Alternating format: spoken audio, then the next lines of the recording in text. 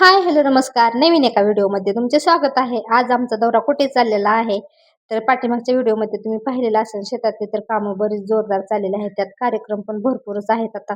उन्हाळा म्हणलं की कार्यक्रम तर असणारच. साखरपुडा आहेत, लग्न आहेत, अजून बरेचसे असे कार्यक्रम आहेत, देवाचे वगैरे पण. तर आज आज एक दुसरा कार्यक्रम आहे, तर आम्ही आज तिकडे चाललेलो आहे. तर कालच्या व्हिडिओमध्ये मी तुम्हाला दाखवलेला आहे, हा ब्लाऊज मी घरी शिवलेला आहे आणि कसा झालेला आहे तेही सांगा कमेंटमध्ये. आणि आता छान असा सिंपलचा मेकअप मी इथं केलेला आहे आणि कोणत्याही फेसेस कॅनडाची वगैरे आपल्याला गरज नाहीये कोणत्याही फाउंडेशनची. हे ओनली वन फक्त साधं फाउंडेशन आहे आणि त्यामध्ये फक्त मी मॉइश्चरायझर वापरलेला आहे आणि इतका छान मेकअप झालेला आहे आणि खूप झटपट पण हा मेकअप होतो. जास्त प्रोडक्ट चेहऱ्यावरती लावत बसायची गरज लागत नाही. फक्त मॉइश्चरायझर आणि फाउंडेशन यूज केलेला आहे आणि त्यानंतर कॉम्पॅक्ट पावडर आणि थोडंसं हायलायटर लावलेलं आहे आणि किती छान मेकअप झालेला आहे पहा. वेळही कमी लागतो आणि खूप वस्तूही कमी लागतात आणि मेकअप पण खूप छान होतो. साधा सिंपल दिसायलाही लुक छान दिसतो.